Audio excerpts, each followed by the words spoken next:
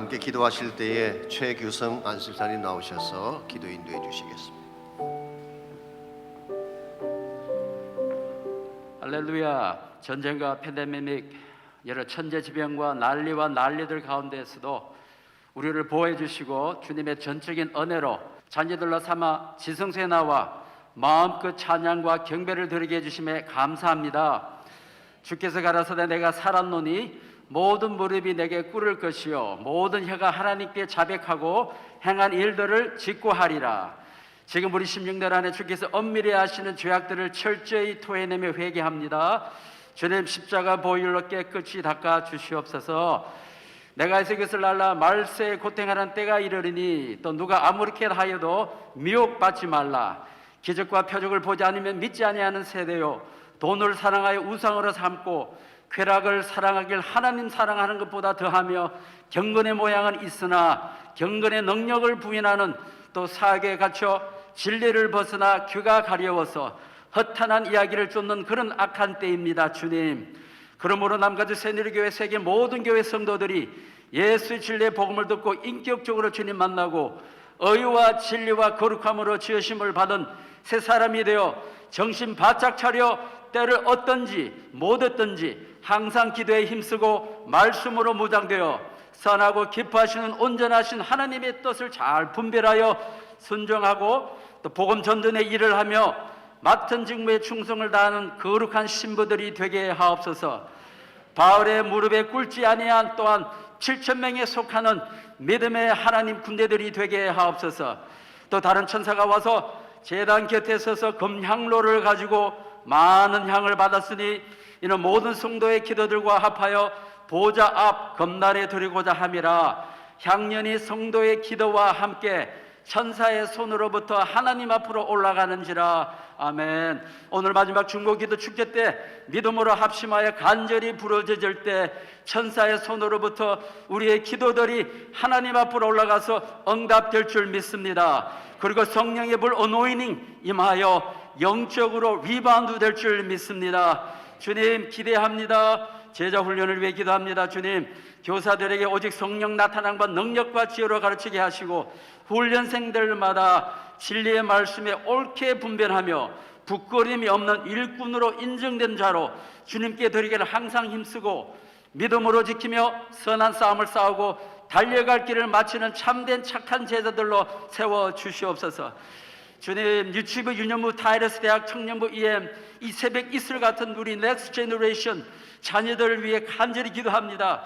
예수님 복음 씨앗들도 가슴 깊이 뿌리 박혀 열매 맺게 하시고 진리의 말씀과 믿음으로 무장이 되어 십자가를 지고 이 땅에 주께서 이루려는 킹덤 비전에 순종하고 전력 질주하는 하나님의 군대들로 세워 주시옵소서.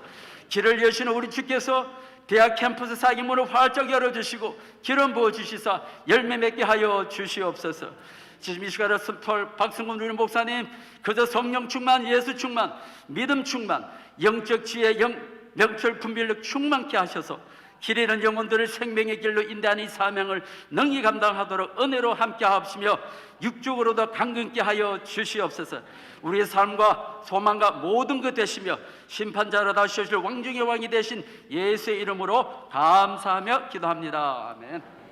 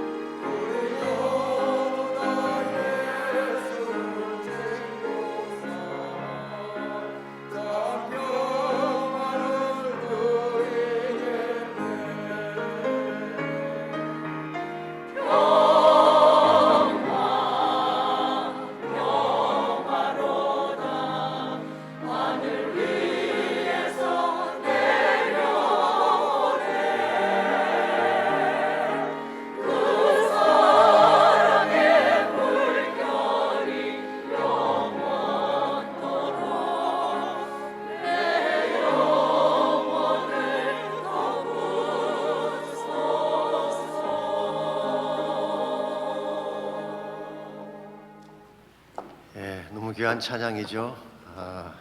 깊이가 있잖아요. 예, 신앙의 연륜과 깊은 영성이 만들어낸 아름다운 화음 찬양 감사하게 생각합니다. 예, 바나바 교구는 문자 그대로 착하고 믿음이 좋은 사람들이 모여요. 예, 우리 성경에 나오는 바나바가 그렇잖아요. 여러분께서 계속 기대해 주시고 또 격려해 주시기를 바랍니다. 우리 계속해서 월식화에서 또 찬양으로 영광 돌려 주시겠습니다.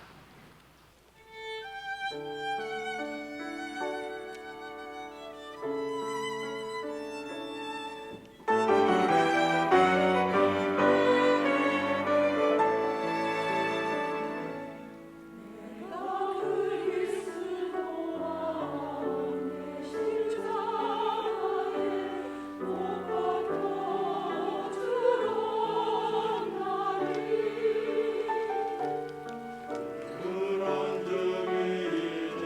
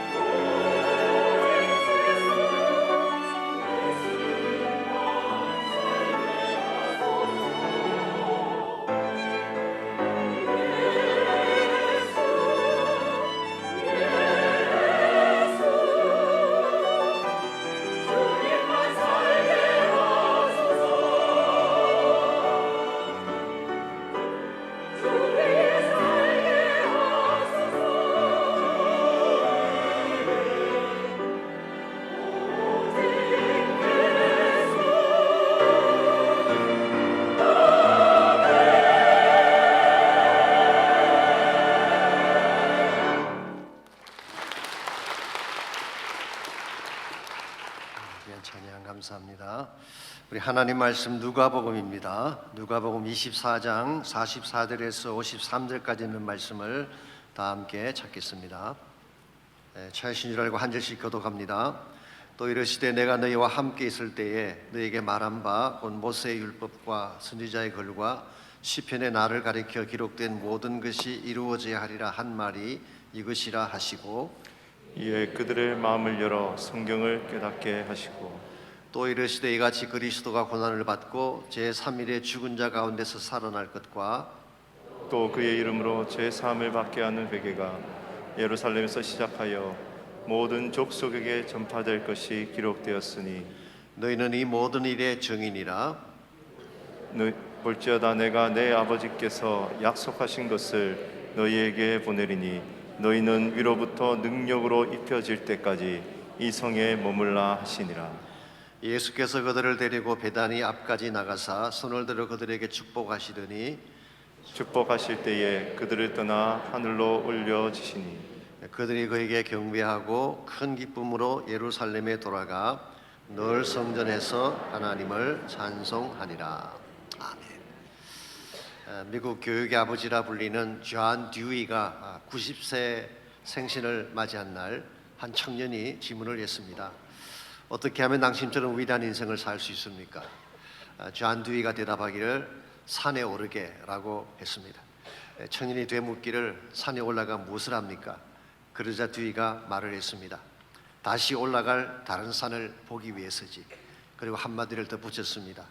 그러나 만일 더 이상 산에 오를 흥미가 없어진다면 그땐 자네가 죽을 날이 가까웠다는 뜻일세. 참 의미심장한 말이 아닐 수가 없습니다. 더 이상 올라가야 될 산이 없는 인생, 그것은 살았지만 실제로는 삶의 가치가 없는 인생이라는 뜻이죠. 이런 의미에서 우리가 인생을 살아가면서 다시 올라가야 될 산이 있다는 사실, 그래서 또다시 도전해야 될 삶의 과제가 있다는 것은 대단히 중요한 것입니다. 이것이 없으면 삶의 의욕도 사라지게 되고 에너지도 고갈되어져서 결국 시간만 소비하다가 인생을 마치게 되는 것입니다. 이것은 나이와 상관이 없습니다.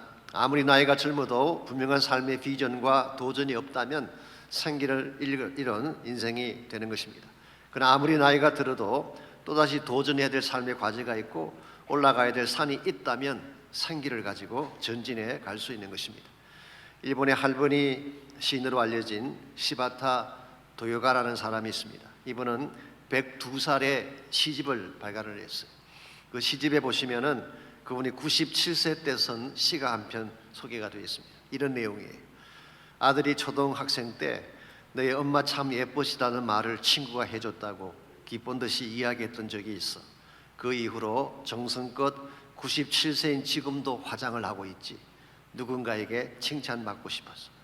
여러분 97세가 되어도 자신의 미모를 가꾸는 여자의 마음, 이게 진정한 젊음이 아니겠습니까? 한국의 김형석 교수님은 지금 연세가 103세이십니다. 그럼에도 작년 한 해 동안에 183회나 강연을 했고 60여 편의 칼럼을 썼으며 여러 권의 책을 발간했다고 합니다. 그분은 이렇게 말씀하십니다. 살아보니 내가 나를 위해 한 일은 남는 게 없다. 나를 위해 산 것은 다 흩어지고 없다. 그러나 하나님을 위해 드렸던 시간은 지금도 나를 붙들고 있다. 그런 말씀하셨어요. 하나님을 위해 살게 되면 100세가 넘어도 보람된 일이 있고 가치가 있다는 뜻이겠죠. 르네상스를 대표하는 조각가요 예술가인 미켈란젤로는 나이 70세 때 교황 파울로스 3세 요청으로 성 베드로 성당의 건축의 부름을 받았습니다. 사실 그 당시 나이 70세면요 대다수가 세상을 떠나는 나이입니다. 실제로 그의 친구들 가운데 대다수가 병환으로 세상을 떠났는데 미켈란젤로는 그 나이에 큰 프로젝트의 책임자로 부름을 받은 것입니다. 더구나 한 번도 건축을 해본 적이 없는 그가 그 일을 맡게 됐어요. 어떤 역사가 일어났을까요? 그 후 17년 동안 그 일을 하다가 89세에 세상을 떠났습니다. 그가 후에 남긴 고백 중에 이런 말씀이 있습니다. 이것은 하나님이 나에게 주신 마지막 과제였기 때문에 하나님의 능력이 자신의 노령, 절망, 죽음마저도 이겨내게 하셨다라고 고백을 했습니다. 그러므로 정말 중요한 것은 나이가 아닙니다. 환경이나 조건도 아니죠. 하나님께서 나에게 주신 삶의 과제가 있어야 됩니다. 정말 나의 전부를 들어도 아깝지 아니할, 내 인생을 걸어도 아깝지 아니할 삶의 과제가 분명할 때에 환경도 넘어서게 되고 나이도 뛰어넘어서 새로운 도전을 향해 달릴 수 있는 것입니다. 이런 측면에서 여러분과 제가 크리스찬 삶을 건강하게 살려면은 내가 정말 해야 될 삶의 과제가 무엇인지를 발견해야 됩니다. 하나님께서 나를 부르신 목적, 내가 반드시 이 땅에 있는 동안에 이룩해야 될 삶의 과제를 확인하고 이것을 향해 달려가야지 발전도 있고 열매도 맺혀지게 되는 것입니다. 그런데도 불구하고 많은 사람들이 이 정도면 되었다는 안일주의에 빠져서 정말 해야 될 도전을 놓치는 케이스를 보게 됩니다. 이와 같은 도전이 없는 사람은 채바퀴 돌듯 맴돌다가 소중한 세월을 까먹고 마는 것입니다.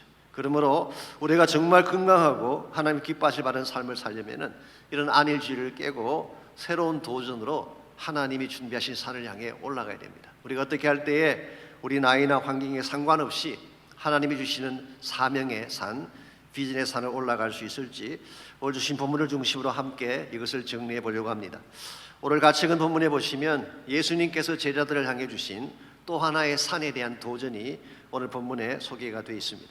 사실 오늘 이 본문의 말씀은 예수님께서 부활하신 후에 성천하시는 장면을 기록하고 있죠. 우리가 이미 잘 아는 바처럼 예수님은 갈보리 언덕에서 십자가를 지시고 처형을 당하셨습니다. 그것은 엄청난 고통이요 절망적인 죽음의 사건이었습니다. 그러나 그것으로 끝나지 않고 사흘 만에 다시 부활을 하셨죠. 이것은 대반전의 극적인 사건이라고 볼 수가 있습니다. 마치 사망 권세를 보란듯이 깨뜨리고 영광의 승리를 거둔 것입니다. 사실 예수님의 생애에 있어서 클라이맥스는 십자가와 부활이죠. 이건 하나님 구속사의 결정적인 사건이라고 부를 수가 있습니다. 그렇기 때문에 예수님께서 부활하신 후에 흩어진 제자들이 다시 모이기 시작을 했어요. 절망감에 젖어서 엠마오로 내려가던 두 제자도 다시 예루살렘으로 올라왔습니다. 이제 바야흐로 승리에 대해 축제를 벌이고 영국으로 치자면 해피 엔딩으로 대단원의 막을 내릴 순간이 찾아온 것입니다. 그런데 주님은 이것으로 끝이 아니라고 말씀하십니다. 그들이 올라가야 될 또 다른 차원의 산이 있음을 밝히고 있어요. 하나님의 구속사의 한 봉우리는 정복이 되었지만 그게 십자가와 부활입니다. 그러나 또 다른 산이 제자들을 기다리고 있는데 그 산이 바로 오늘 본문에 소개된 감람산입니다. 50절 말씀 보겠습니다. 예수께서 그들을 데리고 베다니 앞까지 나가사 손을 들어 그들에게 축복하셨다고 했어요. 여기 보시면 베다니라고 하는 장소가 나오죠. 예수님께서 제자들을 베다니로 데리고 나가셔서 그들에게 마지막 축복을 하고 하늘로 떠나가셨어요. 즉 이곳이 바로 예수님께서 성천하신 장소인 것입니다. 이 복음서를 공부해 보게 되면 베다니라고 하는 지명이 두 군데에 나오는 것을 볼 수가 있습니다. 첫 번째는 요한복음 1장 12절에 나오는 베다니가 있어요. 이것은 요단강 건너편에 있는 장소이고 사해 북쪽에 있는 장소로서 침례 요한이 침례를 베풀던 곳이고 예수님께서도 여기서 침례를 받으셨습니다. 그게 요단강 건너편에 있는 베다니예요. 또 한 곳이 오늘 본문에 나오는 베다니인데 이 베다니는 감람산 기슭에 있는 마을을 의미합니다. 참고로 누가복음 19장 29절을 보시게 되면 예수님께서 예루살렘으로 들어오실 때에 감람원이라 불리는 산 쪽에 있는 벳바게와 베다니에 가까이 가셨을 때에 제자 중 둘을 보내셔서 아무도 타지 아니한 새끼 나귀 한 마리를 끌고 오라고 말씀하신 기록이 나옵니다. 거기 보시면은 감람원이라고 하는 산, 그게 벳바게와 함께 있는 지역이 베다니라고 밝히고 있습니다. 그러므로 이 베다니는 감람산의 한 부분이기 때문에 사도행전 1장 12절에서는 이곳을 그냥 감람산이라고 부르기도 했습니다. 실제로 여러분이 성지순례를 가시게 되면요, 이곳에 성천 기념 교회당이 세워져 있고 심지어 예수님께서 성천하실 때 밟고 올라가신 바위라고 해서 발자국이 약간 패인 듯한 바위도 있습니다. 그래서 제 생각으로는 좀 뭐 그렇긴 한데요, 무슨 헬라 신화에 나오는 신도 아니고 발을 딛는다고 바위에 발자국이 생길지는 I don't know. 어쨌든 오늘 본문에 나오는 이 베다니는요, 감람산 기슭에 있는 마을이고 또 예루살렘에서 오리 정도 밖에 떨어지지 않는 곳이기 때문에 예수님이 예루살렘을 방문하시면은 늘 가셔서 편안한 마음으로 쉬시던 곳이기도 합니다. 자, 이 베다니 마을에 누가 있었을까요? 나사로가 있었습니다. 그의 두 자매 마리아와 마르다가 사는 마을이기도 했습니다. 자, 예수님께서는 제자들을 이 베다니, 즉 감람산으로 데려가셔서 거기서 분부를 내리십니다. 사도행 1장 8절 말씀 보게 되면 예루살렘에서 시작해서 온 유대와 사마리아 땅끝까지 복음의 증인이 되라고 하는 사명을 주셨어요. 그러므로 이 감람산은 예수님께서 제자들에게 사명을 주신 산이고 주님께서 남기고 떠나신 하늘나라 비전을 이루기 위한 비전의 산이라고 말할 수가 있습니다. 일반적으로 대다수의 크리스찬들은 예수님께서 죽으시고 부활하신 갈보리 산에 모든 초점을 맞춥니다. 물론 당연한 것이죠.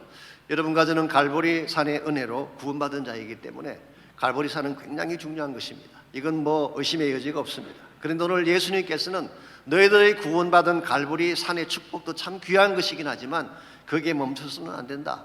너희들 올라갈 또 다른 산이 있는데 그 산이 뭐냐? 이제 이 복음을 가지고 너희들이 세상을 향해 떠나가야 될 사명의 산이 있다. 그리고 감람산으로 제자들을 데리고 가신 것입니다. 이런 측면에서 여러분과 제가 하나님이 기뻐하시는 바른 삶을 살려면 내가 구원받았다는 사실에서 멈춰서는 안 돼요. 내가 십자가 부활로 구원받은 것 귀한 것이고 소중한 축복이긴 하지만 거기에서 머물러서는 안 된다는 것입니다. 내가 정말 예수님의 십자가와 부활로 구원받은 자가 되었다면 이제는 이 부활의 아름다운 소식을, 복음의 아름다운 소식을 땅끝까지 전파해야 될 감람산으로 올라가야 되는 것입니다. 그때 우리 삶이 건강해지게 되고 바른 열매를 맺을 수밖에 없는 것입니다.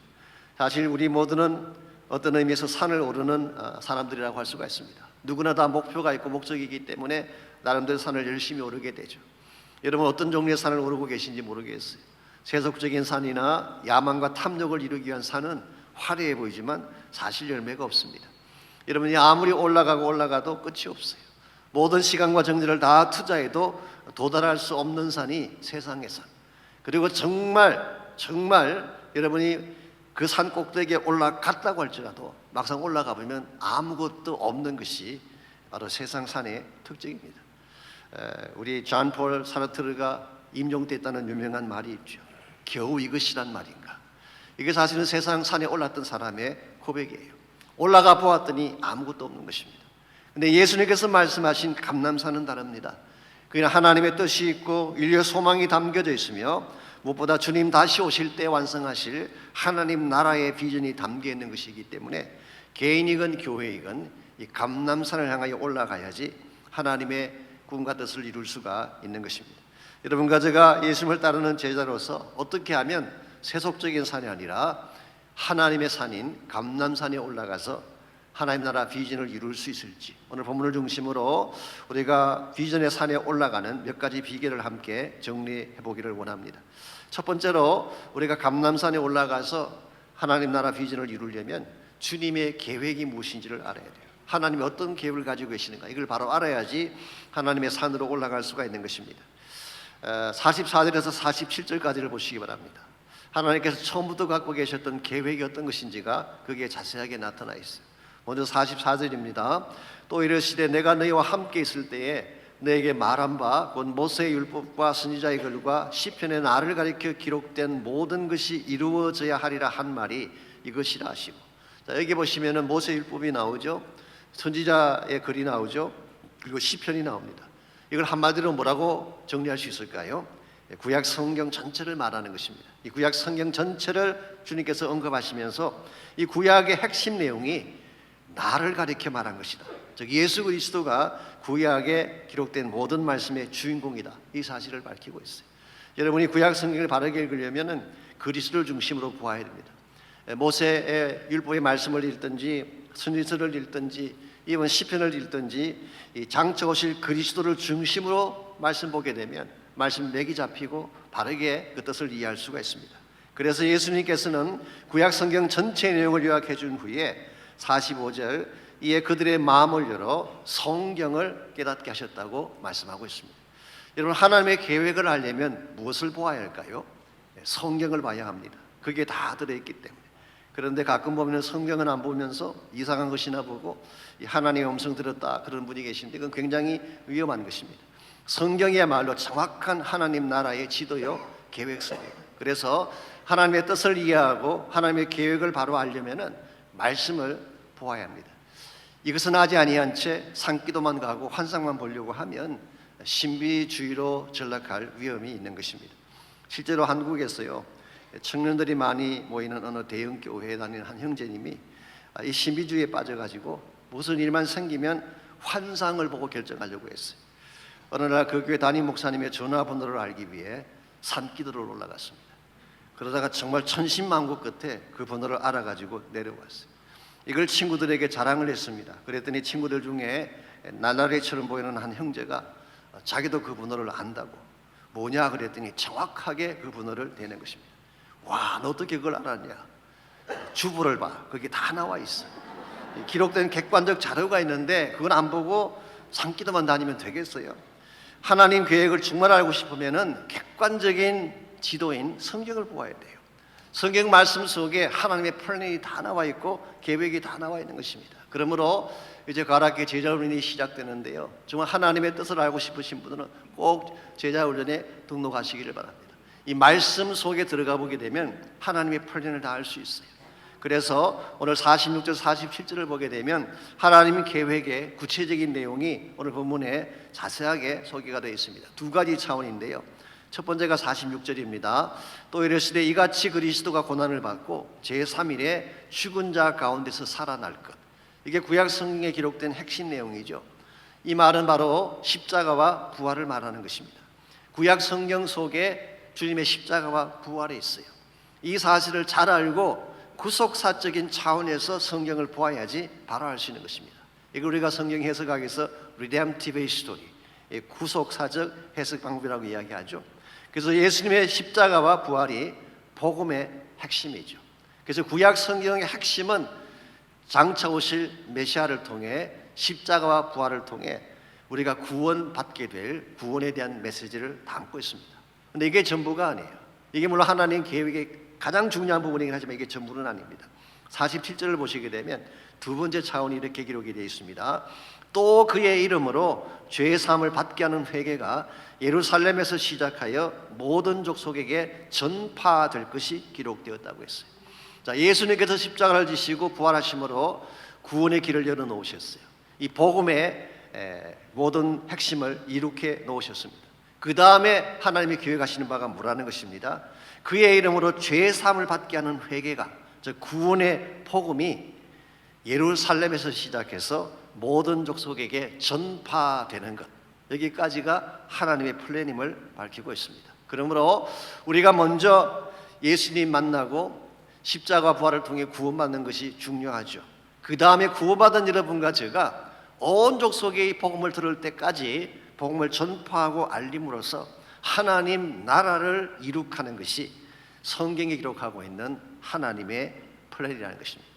사실 이것이 처음부터 하나님이 아브라함을 부르시고 이스라엘을 택하신 이유였죠. 그래서 아브라함을 통해서 그리고 그 후손인 이스라엘 백성을 통하여서 그들을 제사장 국가로 삼고 모든 족속이 복을 받게 하기 위한 것이 하나님의 플랜이었습니다. 그랬는데 이스라엘 백성이 자기들만 선택됐다고 착각을 하고 자기들의 축복만 구하려고 하다가, 쉽게 말하면 셀피시한 자기중심적인 구복적인 신앙만 추구하다가 결국 그들을 선택한 하나님마저 버리고 우상을 섬김으로 이스라엘 민족이 책망을 받게 된 것입니다. 여러분과 제가 경계해야 될 부분이 여기 있습니다. 내가 구원받는 거, 내가 축복받는 거 물론 중요하죠. 그러나 더 중요한 것은 내가 받은 축복을 통해서 하나님 나라가 이루어지게 하는 거예요. 그래서 하나님의 뜻이 이루어지고 하나님의 계획이 성취되어져야지 진정한 차원에서의 바른 삶으로 들어갈 수가 있는 것입니다. 오늘 여러분과 저는 예수님을 따르는 제자가 되긴 했지만 사실은 하나님을 내 삶을 보조해주는 분 정도로 생각을 하고 나 중심적인 삶을 살아갈 때가 많이 있어요. 이건 사실은 건강하지가 않습니다. 기억하실지 모르지만 오래전에 이라크 전쟁이 일어났을 때 이 조지 W. 부시 대통령과 에이브람 링컨을 비교하는 그런 글이 한번 소개된 적이 있습니다. 부시는 전쟁을 시작할 때에 God is on our side, 하나님이 우리 편이시다, 그러고 시작을 했어요. 근데 링컨은 남북 전쟁을 시작할 때에 우리가 하나님 편에 서야 됩니다. We should be on his side, 하나님의 편에 우리가 서야 됩니다. 그렇게 이야기했어요. 이 둘은 비슷해 보이지만 사실은 엄청난 차이점을 갖고 있습니다. 부시는 내가 주인이고 하나님이 나를 돕는 자로 인식을 하고 있어요. 내가 모든 걸 하는 것입니다. 하나님은 보조자이죠. 그 반면에 링컨은 하나님이 주인이고 내가 하나님의 뜻을 따라야 된다는 사실을 인식하고 있어요. 이건 굉장히 중요한 차이점입니다. 내가 주인이 되고 하나님을 내 뜻을 위한 도구로 생각하는 한 진정한 차원의 하나님 비전은 이룰 수가 없어요. 그런데 나의 뜻을 내려놓고 하나님의 계획 앞에 내 인생을 맡겨서 주님의 뜻을 향하여 내 삶을 조정하게 되면 그때 하나님의 기뻐하는 열매도 맺혀지게 되고 복음의 역사도 주어지게 되는 것입니다. 이런 의미에서 우리가 지금 살고 있는 세대가 참 악한 세대이고 모든 가치관이 왜곡되어지고 어그러진 그런 세대를 살고 있지 않습니까? 이와 같은 때에 하나님의 뜻을 분별하는 것이 참 중요해요. 말씀을 통하여서 하나님의 계획을 정확하게 알고 하나님의 계획 가운데서 여러분의 삶을 진행해 가셔야지 여러분은 바른 방향으로 갈 수가 있게 되고 결과적으로 바른 삶을 이루게 되는 것입니다. 두 번째로 우리가 하나님 나라 비전을 이루려면 성령의 능력을 받아야 되는 것입니다. 하나님의 계획을 아는 것 참 중요하죠. 그런데 그 계획을 이루려면 그것을 집행할 능력이 필요하지 않겠습니까? 바로 그 능력을 오늘 성경은 성령의 파워라고 소개하고 있습니다. 그래서 48절 말씀 보시면은 너는 이 모든 일의 정인이라. 예수님께서는 우리가 해야 될 그 역할을 소개한 후에 정인된 자가 받아야 될 능력을 소개하고 계십니다. 그게 49절 말씀이에요. 49절 볼지어다 내가 내 아버지께서 약속하신 것을 너에게 보내리니 너희는 위로부터 능력으로 입혀질 때까지 이 성에 머물라 하시니라. 여기에 위로부터 입게 될 능력, 이게 바로 성령의 능력을 말하는 것입니다. 하나님께서 이제 때가 되면 보혜사 성령을 보내시겠다 그렇게 약속하셨고 바로 이 보혜사 성령이 위로부터 임할 하나님의 파워를 말하는 것입니다. 우리가 진정한 차원에서의 정인자로 살려면은 이 성령을 받아야 한다는 것입니다. 이 성령 받지 아니하고 복음의 정인으로 사는 것은 불가능합니다. 제가 정인이라 그러니까 단순히 법정에 가서 뭐 정인 정도 하는 위트니 사는 정도로 생각할지 모르지만요. 실제로 헬라 원어를 보게 되면 이 단어는 굉장히 헤비한 단어예요. 이 마르투스라는 단어인데요. 위트니스 정인이라는 단어가 마르투스인데 여기서 나온 영어가 마르터 순교자라는 단어가 여기서 나왔어요. 그러므로 이 단어는 목숨을 걸고 죽을 각오로 복음을 증거해야 될 사명을 말하는 것입니다. 예수님 당시 때나 그 시기에는요, 복음 전하는 것은 목숨을 걸어야 돼요. 그냥 전할 수가 없는 시대였어요. 이건 우리의 힘만으로 안 되는 것입니다. 그래서 반드시 성령의 능력을 받아야만 이 복음 전거자가 될 수가 있다. 오늘 이 시대도 마찬가지죠. 우리가 복음을 전가하고 하나님의 사역을 감당하는데 성령 받지 않고 어떻게 할 수 있겠어요? 우리 인간의 능력으로는 불가능합니다. 그래서 많은 분들이 성령 받기를 원하고 성령 체험하기를 원하는데 이 성령 체험을 못하는 이유가 뭘까요? 그 원리를 정확하게 알지 못해서 그럴 가능성이 많습니다. 오늘 본문에 보시게 되면 예수님께서 참된 능력을 위로부터 받는, 즉 성령을 받는 그 단계를, 비결을 우리에게 소개합니다. 첫 번째가 약속을 믿어야 되는 것입니다. 약속을. 여러분, 성령께서 오시게 된 근본 이유는 하나님이 약속하셨기 때문에, 그래서 아버지께서 약속하신 것이라 그렇게 표현한 것입니다. 성령이 오시면 하나님 아버지가 약속한 것이고 약속하신 성령이 때가 되었을 때 임하게 되신 것입니다. 우리가 참된 차원에서 성령 경험하기를 원한다면 먼저 하나님의 약속을 믿는 믿음이 필요해요. 하나님의 약속도 믿지 않고 성령에 대한 믿음도 없는데 어떻게 성령을 체험할 수가 있겠어요? 우리가 구원받는 것도 믿음으로 구원받는 것이지만요, 성령을 체험하는 것도 마찬가지입니다. 성령 하나님에 대한 믿음이 있어야 돼요. 그래서 진정한 차원에서의 말씀을 믿고 성령을 믿는 믿음을 가질 때에 성령이 우리에게 임할 수 있는 것입니다. 두 번째는 순종을 해야 됩니다. 순종을 해야 됩니다. 하나님 말씀을 믿을 뿐만 아니라 말씀 따라 실제로 행동을 취할 때에 성령이 임하게 되는 것입니다. 오늘 본문을 보시게 되면 예수님께서 너희는 위로부터 능력으로 입혀질 때까지 이 성에 머물라고 분부를 내렸어요. 이 성이 어디를 말할까요? 예루살렘을 말하는 것입니다. 사실 제자들은 거의 다 갈릴리 출신이었기 때문에 예루살렘에 머물러야 될 이유가 거의 없었습니다. 그곳에는 뭐 삶의 기반도 없죠. 자기 친척이나 아는 사람도 없는 곳입니다. 더구나 지금 예루살렘은 예수를 잡았던 유대 관원들이 있는 곳이기 때문에 굉장히 험악한 곳이에요. 언제 끌려가 체포당할지 모르는 그런 위험한 지역인데 제자들이 거기 머물 이유가 어디 있겠어요? 그런데 주님께서 머물라고 말씀하셨기 때문에 그들은 스테이한 것입니다. 이게 순종이에요. 우리 신앙생활도 마찬가지입니다. 나의 뜻에 맞지 않는 것처럼 보이고 내 생각에는 합당하지 않는 것처럼 보여도 주님께서 멈추라 그러면 머무는 것이 순종이에요. 가라 그러면 가는 것이 순종이에요. 이 말씀을 순종하지 않으면서 하나님의 능력을 받고 샘을 얻는다고 하는 것은 있을 수가 없는 것입니다. 여러분께서 한번 정말 하나님의 약속의 말씀을 믿고 성령의 능력을 신뢰하고 순종해 보세요. 그때 하나님의 역사가 여러분 인생 속에 나타나는 것입니다. 이와 같이 믿고 순종한 후에 세 번째로 기도해야 됩니다. 기도할 때에 성령께서 임하는 것입니다. 오늘 본문에는 나와 있지 않지만 누가복음의 후속편인 사도행전서를 보시면 자세한 스토리가 기록이 되어 있습니다. 오늘 본문에 나오는 제자들과 또 약 120명 정도의 성도님들은 마가 요한의 다락방이라고 하는 예루살렘에 있는 한 처소에 모였어요. 그들은 모여서 무엇을 했을까요? 사도행전 1장 14절을 보시게 되면 마음을 같이하여 오로지 기도에 힘썼다고 했습니다. 기도하는데 전심을 다 쏟아부은 것입니다. 약 120명의 성도들이 열흘 동안 오직 기도하는 데에 전심을 다 쏟아부었을 때에 그들이 기도하던 바로 그 장소에 오순절 성령님이 임하셨고, 성경 기록에 하면 그곳에는 모든 자들이 다 성령의 충만함을 받았다고 기록하고 있습니다. 여러분들, 성령님은 기도하는 곳에 임하는 줄 믿습니다.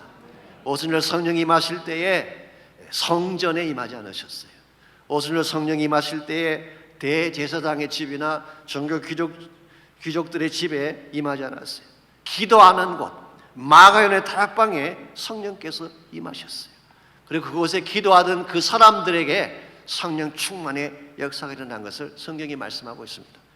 고린도서 15장 6절 말씀에 의하면요, 예수님께서 부활하신 후에 실제로 예수님을 믿었던 성도들의 숫자가 최소한 500명 이상이었다고 기록하고 있습니다.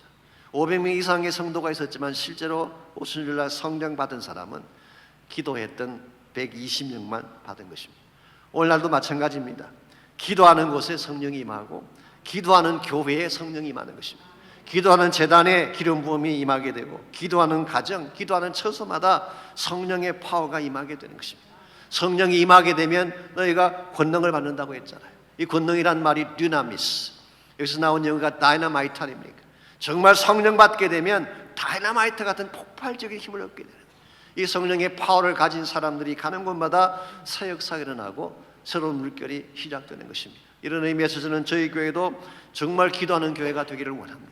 지금 중보기도 축제가 3주째 계속되고 있는데요, 정말 하나님이 엄청난 역사들을 이미 이루어 주셨어요. 많은 분들이 성령을 체험하고 20년 만에 처음으로 성령 경험했다는 분도 계시고, 질병이 떠나가고 다운됐던 영성들이 회복되는 많은 간증들이 일어나고 있습니다.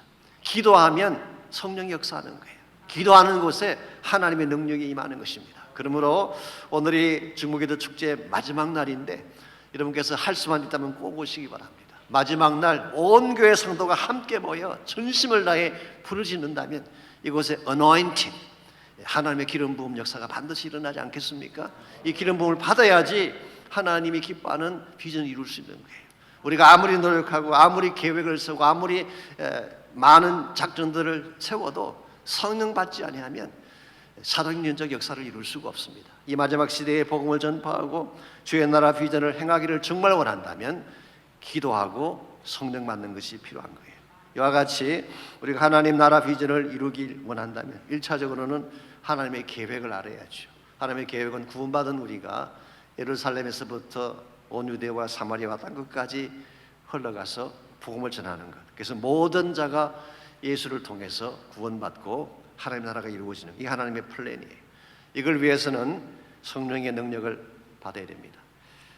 마지막 세 번째로 우리가 하나님 나라 비전을 이루면 또 한 가지 필요한 것이 있는데 그것이 바로 주님의 축복을 받는 것입니다. 주님께서 두 손 들어 축복하실 때에 우리가 남은 생에 복음 위에 살 수가 있게 되고 주의 나라 비전 위에 쓰임받을 수가 있습니다. 50절 말씀 다시 한 번 더 보시기 바랍니다.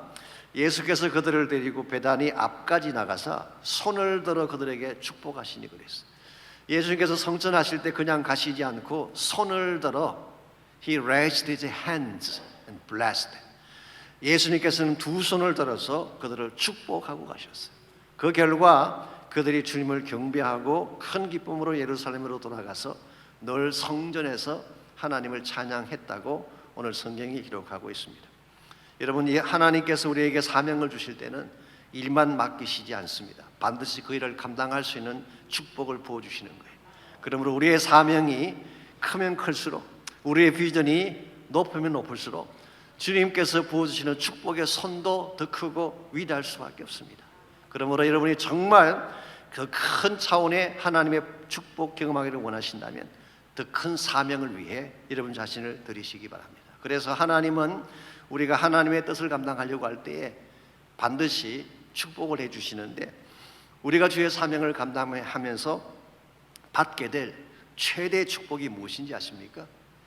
물론 우리가 다른 축복도 많이 생각할 수 있겠지만 우리가 받게 될 최대의 축복, 그것은 바로 주님 자신을 주시는 축복이에요. 주님 자신을 우리에게 주셔서 우리와 함께 동행하게 하시는 축복이 사실 우리가 받게 될 최상의 축복이라고 할 수가 있습니다. 마태복음 28장 20절을 보시게 되면 예수님께서 제자들에게 대분부를 주신 후에 그들에게 어떤 축복을 주셨나요? 볼지어다 내가 세상 끝날까지 너희와 항상 함께 있으리라. 주님은 사명만 주신 것이 아니라 His presence, 그분의 임재를 약속해 주셨는데 세상 끝날까지 항상 너희와 함께 있다고 말씀하셨어요. 자, 이 말씀에 의하면은 주님은 떠나신 게 아닙니다. 내 곁에 계신 거예요. 아니, 내 안에 계신다고 하는 것이 더 정확할 것입니다. 그러므로 어떤 일이나 무슨 상황을 경험할지라도 내 안에 계신 그 주님이 나를 지키시고 도우시고 건져내어 주시는 것입니다. 그러므로 여러분과 저는 무슨 일을 당하든 두려워하고 낙심할 이유가 없습니다. 내 안에 주님이 살아계시기 때문에. 설사 최악의 상황이 나를 가로막는다고 할지라도 넉넉히 이길 수 있음을 믿어야 됩니다. 내 안에 계신 이가 세상에 있는 이보다 더 크기 때문에. 그러므로 주님 가졌으면 다 가진 거예요. 사도 바울은 빌립보서 4장 13절에서 이런 고백을 남겼습니다. 내게 능력 주시는 자 안에서 내가 모든 것을 할 수 있느니라. 나에게 능력 주시는 자, 즉 예수님이 내 안에 계신다면 어떤 환경도 극복할 수가 있게 되고 어떤 조건도 이겨낼 수 있음을 말한 것입니다. 여러분과 제가 소유할 수 있는 최대의 축복은 그리스도를 가지는 것입니다. 그리고 그분을 가지면 그것으로 충분합니다. 예수님이 내 안에 오시게 되면, 하늘과 땅의 모든 권세를 가지신 그분이 내 안에 오시게 되면 우리는 모든 것을 소유한 자가 되는 것입니다. 그분 안에 사랑이 있죠. 그분 안에 거룩함이 있죠.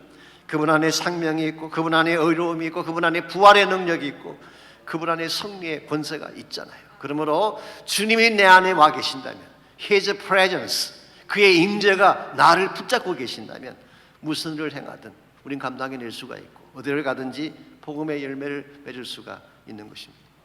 오래전 일본에서 사역하신 사모님 중에 다하라 요네코라고 하는 사모님이 계셨습니다. 제가 언젠가 한번 소개해드린 적이 있는데요. 그분이 쓴 책이 한 권이 있죠. 산다는 것이 황홀하여라는 유명한 책이 있습니다. 이분은 고등학교 시절에 어머니를 너무 사랑했어요.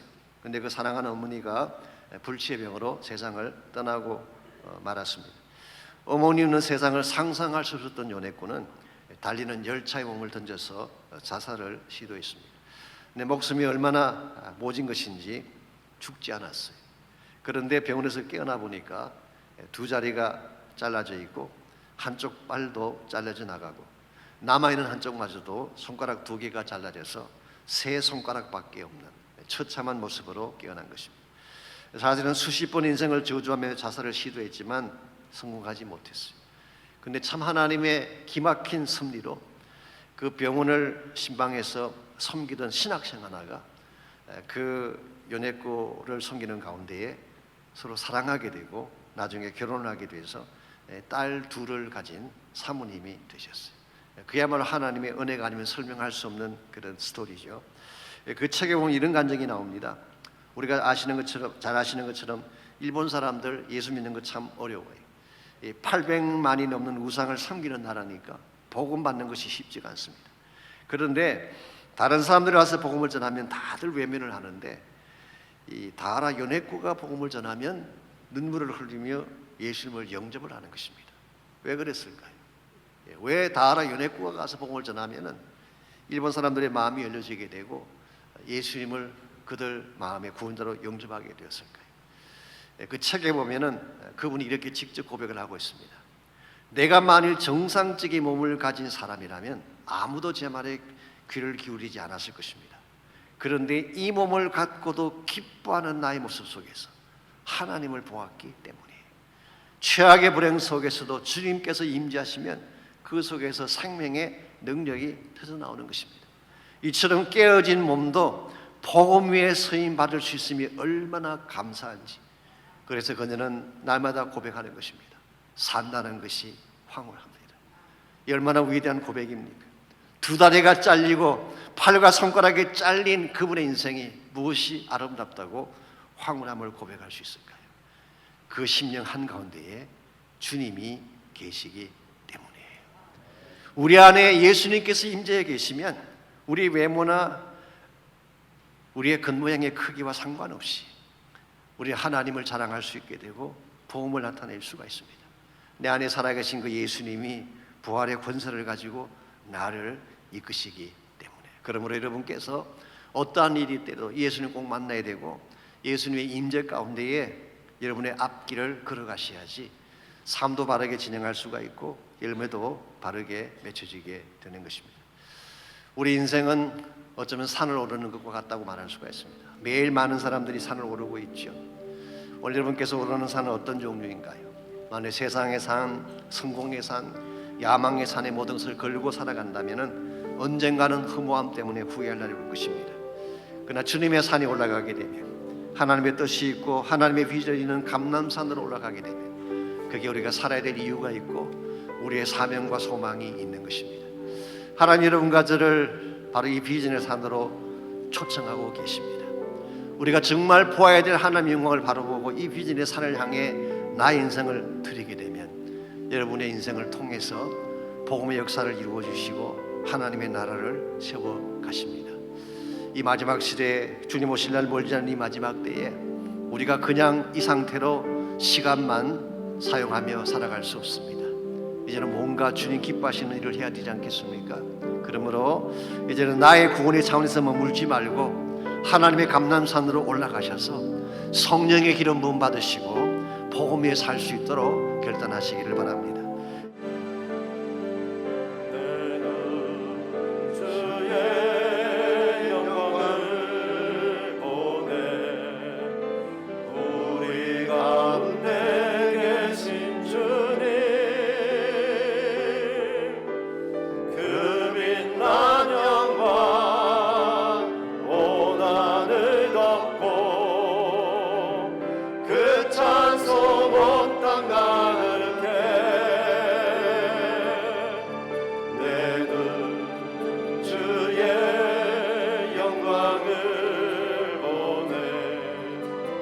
찬송 가운데 서신 주님, 주님의 얼굴은 온 세상 향하네. 권능의 발을 드셨네. 주의 영광 이곳에 가득해. 성의 주님과 함께 찬양하며 우리는 전진하리. 모든 열방 주 볼 때까지. 다 일어나셔서 우리 다시 한번 찬양합니다. 내 눈 주의 영광을 보내. 내 눈 주의 영광을 보내. 우리 가운데 계신 주님, 그 빛난 영광 온 하늘 덮고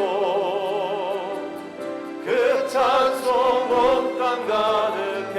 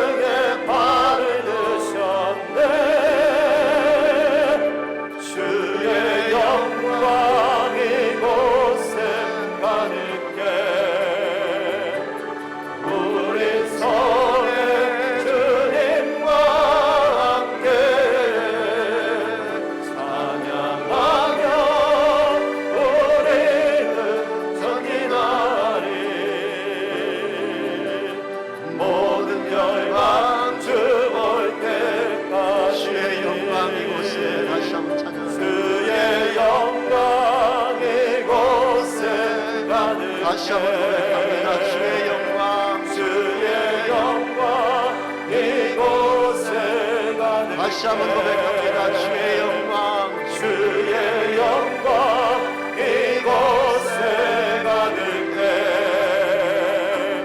우리 손에 주님과 함께 찬양하며 우리는 전진하리 모든 열방 주 볼 때까지. 하나님 감사합니다. 이 놀라운 비전을 우리에게 주신 것 감사합니다. 우리의 삶의 초점이 이 땅에 머물지 않도록 도와주시고 주의 거룩한 산, 사명의 산, 비전의 산을 향하여 올라가서 하나님의 영광을 보게 하시며 땅끝까지 복음 전파의 사명을 이행하게 도와주시며 언젠가 모든 열방이 주 앞에 돌아오는 그날까지 주의 비전을 향하여 하나님의 뜻을 향하여 달려나갈 수 있는 저희 모두와 저희 교회가 되게 하여 주시옵소서. 이제는 우리 구주 예수 그리스도의 은혜와 하나님 아버지의 무한하신 사랑과 성령님의 충만한 임재하심이 예배를 마치고 돌아가는 사랑하는 주의 백성 한 분 한 분에게 가정과 삶의 터전과 자녀들과 자손들 위해 이제로부터 우리 주님 다시 오시는 그날까지 항상 함께하여 주시기를 살아계신 예수님의 이름으로 간절히 축원하옵나이다.